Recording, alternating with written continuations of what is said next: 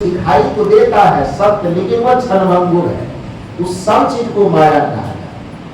हालांकि माने लोगों ने माया को इतना ज्यादा सीमित कर दिया कि पुरुष के पास यदि गाल बजाता है, स्त्री जितना है सब माया, स्त्री के पास हो जाए तो पुरुष जितना है सब माया। हालांकि पुरुष को माया कहा नहीं गया, छुपा के रखा है सब पुरुष को। लेकिन हकीकत यह है कि साधना और भक्ति के मार्ग में चलने वाले लोगों के लिए यदि स्त्री उस साधना के मार्ग पे चल रही है तो पुरुष उसके लिए माया है, और पुरुष यदि साधना के मार्ग पर चल रहे हैं तो स्त्री उसके लिए माया है। इस रहस्य को न समझ पाने के कारण जो विद्यालय महाविद्यालय में लेखन का कार्य करते साहित्यकार लोग संत महात्माओं का थोड़ा सा मूल्यांकन, गलत मूल्यांकन करते।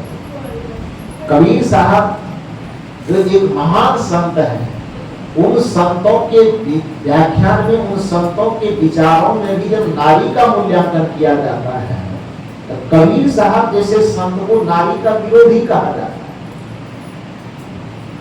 हम लोग जब यूनिवर्सिटी में पढ़ने गए तो हम लोगों को यही पढ़ा है कि कबीर साहब नारी विरोधी। तो जब पहली बार हम ये बात सुने तो मेरा माथा और रोना गया, ये क्या कर रहा है कि कबीर नारी विरोधी। तो अब क्लास में पढ़ा रहे हैं तो वहां तो हम चुपचाप केवल सुनते रहे, क्या बोलेंगे। लेकिन जो एकांत में हुए तो प्रोफेसर साहब से हमने बात करना शुरू। सारा यह पढ़ाने विद्यार्थी के बीच में मुझे कुछ कहना ठीक नहीं लगा। विद्यार्थी के बीच में कुछ कहें तो हो सकता है आपको बेइज्जती, मैं कहा नहीं, लेकिन आप जो पढ़ाए वो ठीक नहीं पढ़ाए। उन्होंने कहा कैसे, देखिए ये चीज लिखा हुआ है, माया महाठगनी हम जाने, त्रिगुणी फांस लिए कर डोले, बोले मधुरी बानी, स्त्री वगैरह तो इसमें माया कहा गया। तो मैंने कहा सर ठीक है, चलिए एक बात मैं आपसे व्यक्तिगत वाले बात करूं, फिर तो बाद में देखा जाए।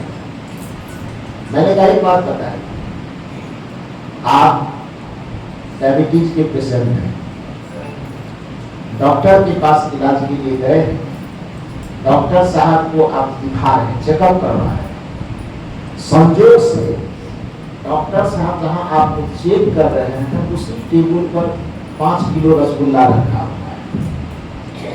अब चेकअप के दरमियान में आप डॉक्टर साहब से पूछ रहे हैं, डॉक्टर साहब डायबिटीज का इलाज आप कर रहे हैं, दवाई दे रहे हैं, कभी कभी रसगुल्ला खा सकते हैं नहीं, आपके डायबिटीज का लेवल इतना बढ़ा हुआ है कि डॉक्टर कह रहे हैं कि खाइए, देखो मत कीजिए, तो पाप लगेगा। वो आपके लिए रसगुल्ला नहीं है, वो जहर है। तो डॉक्टर ने ऐसा कहा तो डॉक्टर गलत कहा क्या? डॉक्टर ने उस डायबिटीज पेशेंट को बताया कि ये रसगुल्ला जहर है, तो क्या डॉक्टर ने उस रसगुल्ला को जहर बताया? रोगी के लिए बात समझ रहे हैं? रसगुल्ला जहर नहीं है, वस्तुतः रोगी के लिए वो रसगुल्ला जहर है।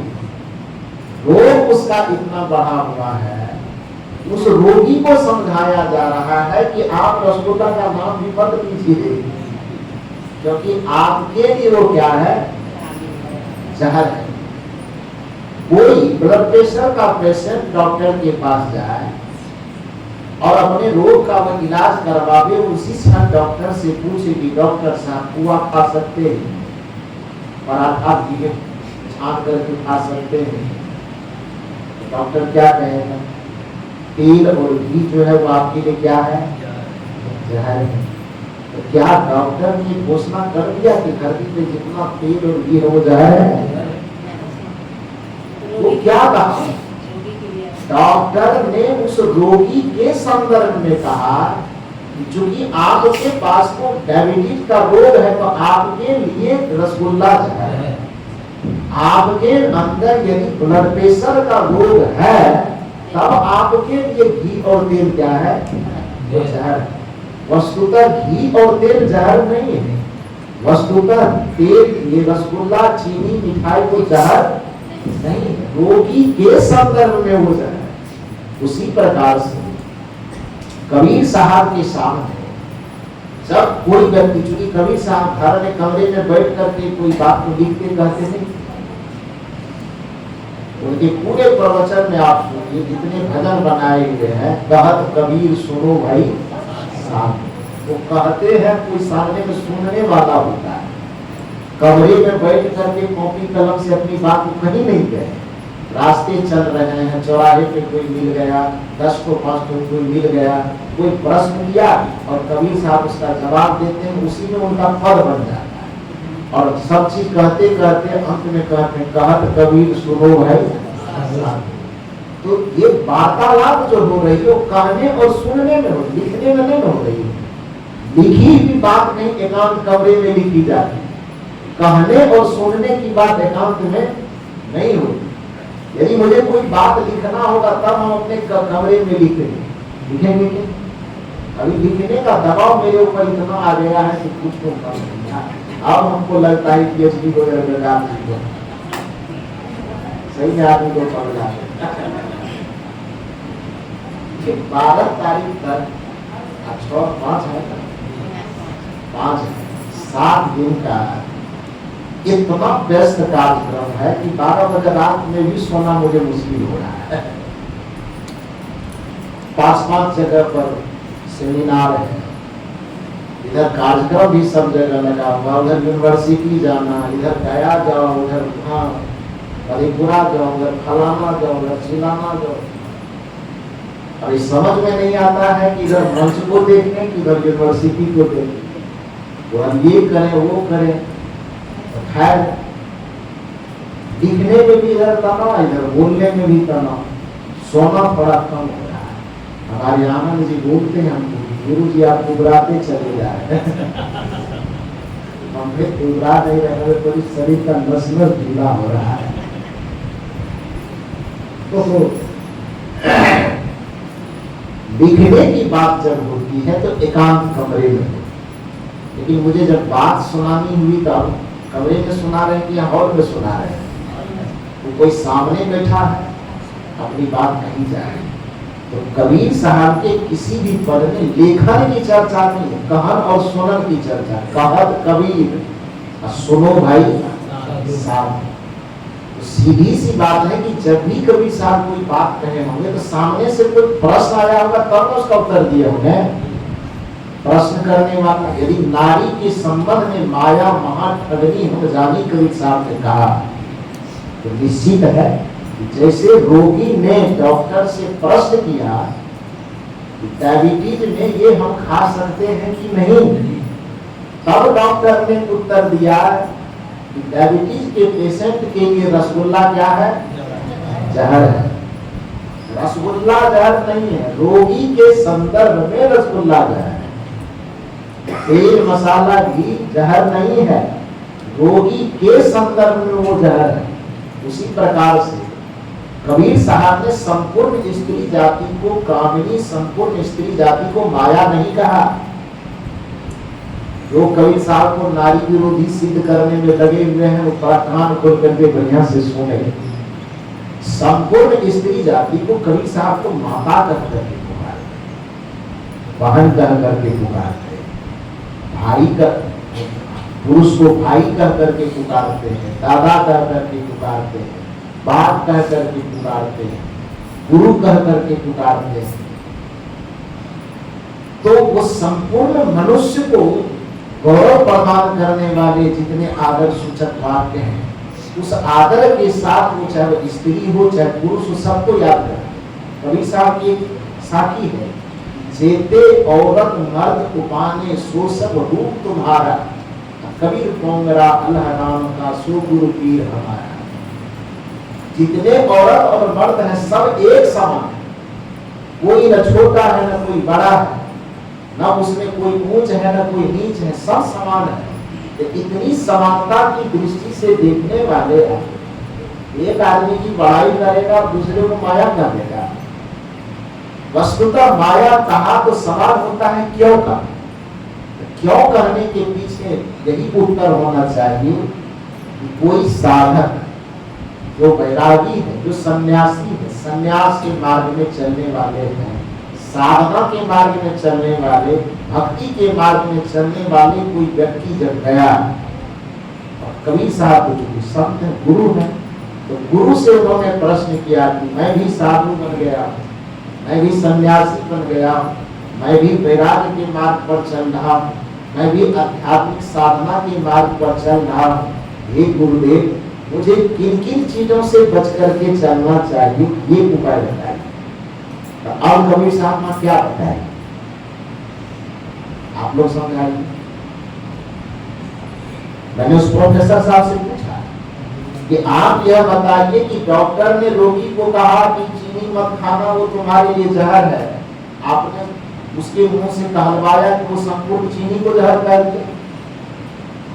जैसे डॉक्टर ने संपूर्ण चीनी और मिठाई को जहर नहीं कहा, जैसे डॉक्टर ने संपूर्ण तेल और घी इत्यादि को जहर नहीं कहा, रोगी के संदर्भ में कहा, उसी तरह से कबीर साहब ने जहां पर माया महाठगनी हम जाने, स्त्रियों के लिए माया शब्द का प्रयोग किया, तो वो संपूर्ण स्त्री जाति को माया नहीं कह रहे, बल्कि कोई पुरुष यदि साधना और भक्ति के मार्ग में चल रहा है, और वह पुरुष यदि गुरु के पास जाएगा कि गुरुदेव हम भक्ति के मार्ग में चल रहे हैं, हमारा चित्त और हमारा मन भटके नहीं, ऐसा कोई रास्ता बताइए, किन किन चीजों से हमें बच करके चलना चाहिए, वो उपाय बताइए। तो किसी पुरुष को कोई गुरु क्या समझाए, क्या समझाए?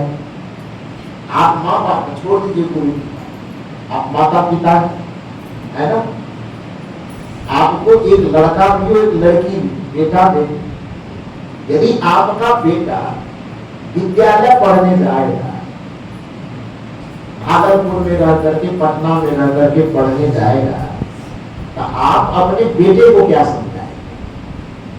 पढ़ाई पर ध्यान लगाना, और से बच करके रहना, कोई लड़की तड़की के चक्कर में मत पड़ना, समझाएगा?